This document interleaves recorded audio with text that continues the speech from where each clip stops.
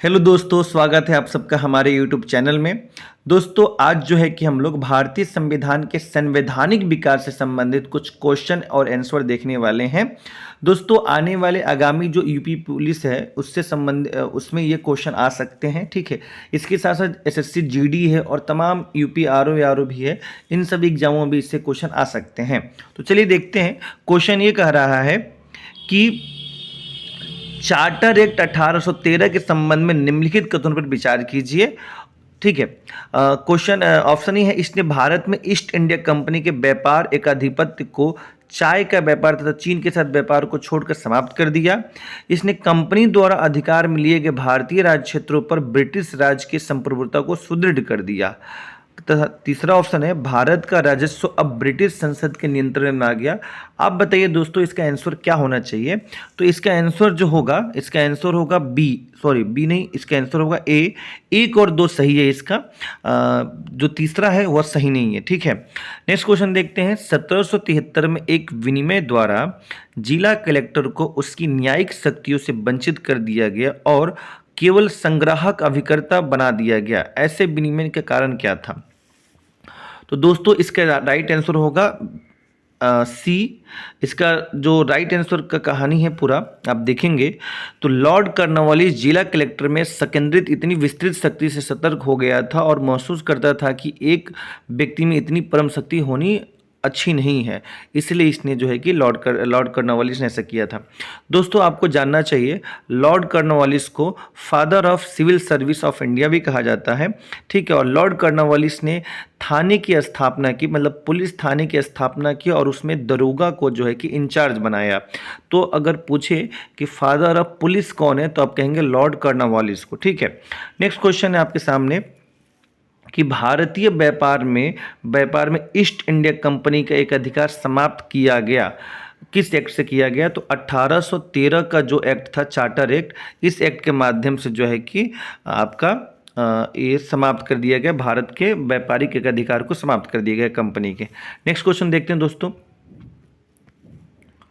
Question ये है चौथा, भारतीय शासन अधिनियम 1935 द्वारा स्थापित संघ में अवशिष्ट शक्तियां निहित थी। मतलब कि पूछा जा रहा है कि जो भारतीय शासन अधिनियम 1935 था, जिसकी स्थापना गोलमेज सम्मेलन के माध्यम से यह एक्ट बनाया गया था, तो अवशिष्ट शक्तियां किसे दी गई थी। तो अवशिष्ट शक्तियां जो है कि गवर्नर जनरल को दी गई थी, ठीक है। अवशिष्ट शक्तियों को बोलते हैं रेजिड्यूरी पावर। वर्तमान में अवशिष्ट शक्तियां राष्ट्रपति के पास हैं। नेक्स्ट देखते हैं क्वेश्चन, निम्न में से भारत शासन अधिनियम 1919 के बारे में असत्य कथन कौन सा है। तो देखिए दोस्तों, इसका पहला ही कथन जो है असत्य, क्योंकि इसका नाम मार्ले मिंटो सुधार नहीं था, इसका नाम जो है था मॉन्टेग्यू चेम्सफोर्ड था। तो इसका राइट आंसर ए होगा, ठीक है। नेक्स्ट क्वेश्चन है, भारत शासन अधिनियम 1919 ने निम्नलिखित में से किसको स्पष्ट रूप से परिभाषित किया था। तो दोस्तों, यह जो है कि इसका राइट आंसर होगा बी, केंद्रीय एवं प्रांतीय सरकारों की अधिकारिता के बारे में बताया था। मैं अगर बात करूं तो भारत शासन अधिनियम 1919 जो था वह काफ़ी इम्पोर्टेंट था। इसे मॉन्टेग्यू चेम्सफोर्ड अधिनियम भी कहा जाता है। इसी अधिनियम के माध्यम से 1901 में लोक लेखा समिति की स्थापना की गई थी, जो भारतीय संविधान की सबसे पुरानी समिति है, ठीक है। सबसे पुरानी संसदीय वित्त समिति है। इस समिति में 22 मेंबर होते हैं, 15 लोकसभा से और 7 राज्यसभा से। हालांकि इस समिति के जो अध्यक्ष होते हैं वह विपक्षी दल के होते हैं। नेक्स्ट क्वेश्चन है, रेगुलेटिंग एक्ट पारित किया गया था। तो रेगुलेटिंग एक्ट जो है कि 1773 में पारित किया गया था, ठीक है। रेगुलेटिंग एक्ट जो है कि सेक्रेट कमेटी के माध्यम से पास किया गया था। और ध्यान दीजिएगा दोस्तों, रेगुलेटिंग एक्ट के माध्यम से ही भारत में जो है कि पहली बार सुप्रीम कोर्ट की स्थापना कोलकाता में की गई थी।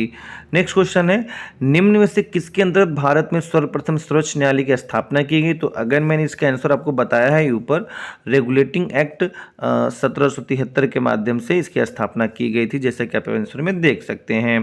हालांकि दोस्तों, आप यहाँ देख भी सकते हैं कि यह सब क्वेश्चन किन किन एग्जामों में आए हुए हैं, तो काफ़ी इंपॉर्टेंट है। नेक्स्ट क्वेश्चन है,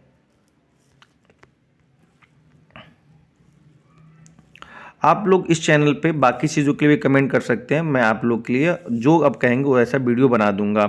नेक्स्ट क्वेश्चन है, चार्टर अधिनियम 1813 की भारत के लिए महत्वपूर्ण समझे जाने के लिए का निम्नलिखित में से कौन सा कारण है? तो दोस्तों 1813 का जो चार्टर एक्ट था वो किस लिए बहुत फेमस था? तो दोस्तों ये फेमस था भारतीयों की शिक्षा के लिए वित्तीय प्रावधान करना। तो इसका राइट आंसर होगा सी। मतलब ये भारतीयों की शिक्षा के लिए जो है कि 1 लाख रुपया खर्च करने की बात करता था।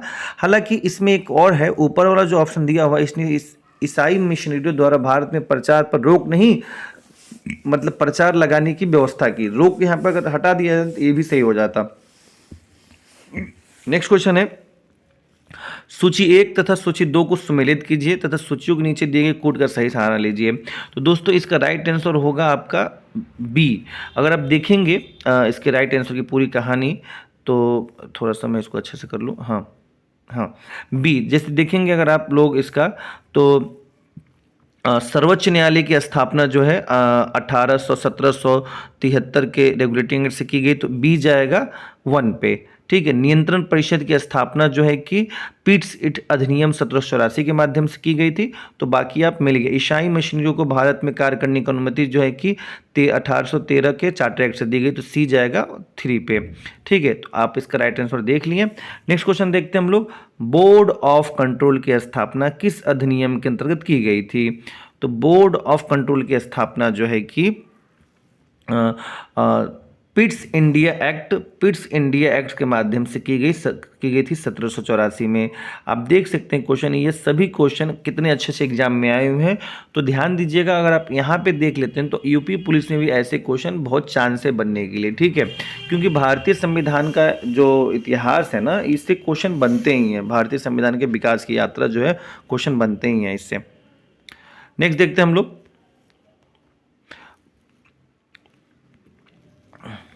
नेक्स्ट क्वेश्चन है आपके सामने,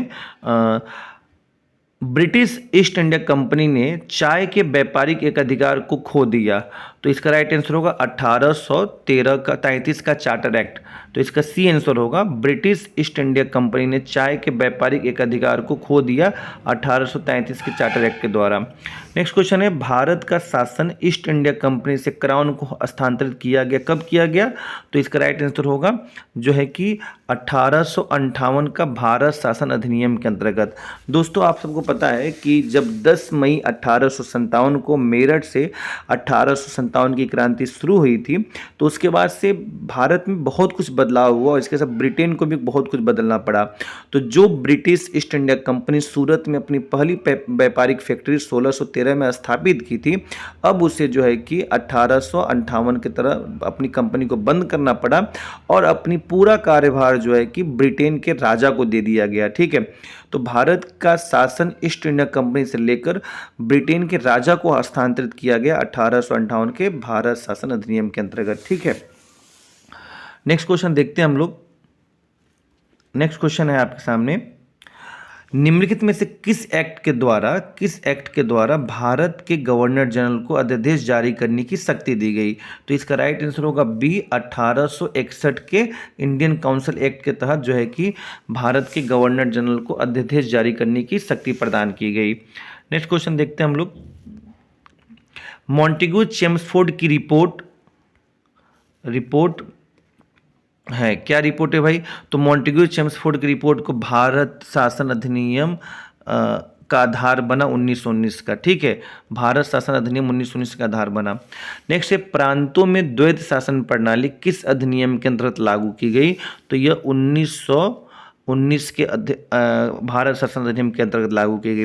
दोस्तों अगर इसी क्वेश्चन को पूछ ले कि केंद्र में द्वैत शासन किस अधिनियम से लागू की गई, तो इसका राइट आंसर होगा भारत शासन अधिनियम 1935। ठीक है, बस थोड़ा सा आपको बदल देना है। ठीक है, नेक्स्ट क्वेश्चन है, मॉन्टेग्यू चेम्सफोर्ड प्रस्ताव किससे संबंधित था?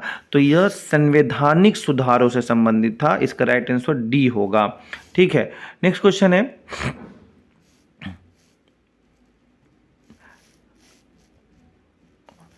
भारत शासन अधिनियम 1935 का मुख्य तत्व क्या था?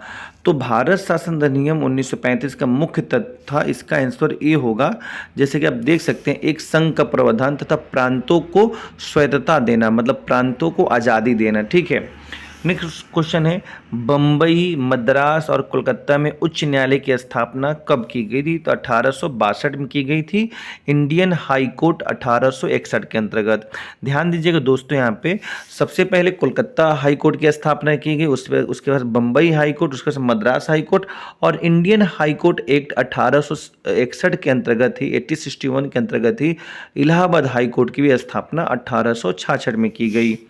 नेक्स्ट क्वेश्चन है, निम्नलिखित में से किसने भारत शासन अधिनियम 1935 को गुलामी का अधिकार पत्र कहा तथा इन्होंने इंजन रहित ट्रेन की संज्ञा दी थी, इंजन रहित गाड़ी की संज्ञा दी थी? इनका नाम है जवाहरलाल नेहरू। नेक्स्ट क्वेश्चन है दोस्तों, यह किसने कहा मुझे इस आरोप के संबंध में कोई क्षमा नहीं मांगने की? संविधान के प्रारूप में गवर्नमेंट ऑफ इंडिया एक्ट 1935 के एक बड़े भाग को पुनः उत्पादित कर दिया गया है। तो जो है कि यह बात डॉक्टर बी.आर. अम्बेडकर ने कहा था। दोस्तों यहाँ पे जानना चाहिए आपको, जो भारत शासन अधिनियम 1935 है ना, उसी से अपने संविधान को बनाया गया। वो भारतीय संविधान का सबसे बड़ा स्रोत है भारत शासन अधिनियम 1935। ठीक है, तो दोस्तों आज के लिए इतना ही, मिलते हैं नेक्स्ट वीडियो में। तब तक आप इस वीडियो को देखें, काफ़ी बहुत हम लोग 21 क्वेश्चन बहुत जल्दी मतलब कवर कर लिए हैं। ठीक है दोस्तों, इस चैनल पे आपको तमाम और भी वीडियो मिलेंगे, आप उस वीडियो को भी देखें, और मैं ऐसे ही यूपी पुलिस और बाकी एग्जामों के लिए वीडियो बनाता रहूँगा। और अगर आपको कुछ भी लगे कुछ और इम्पोर्टेंट वीडियो के लिए, तो आप तुरंत कमेंट बॉक्स में कमेंट कीजिए कि सर आप ये वीडियो बनाइए हम लोग के लिए, तो हम वो वीडियो बना देंगे। तब तक के लिए वीडियो को देखते रहें, चैनल को सब्सक्राइब करें, वीडियो को लाइक करें, अपने दोस्तों को ज़रूर शेयर करें। धन्यवाद।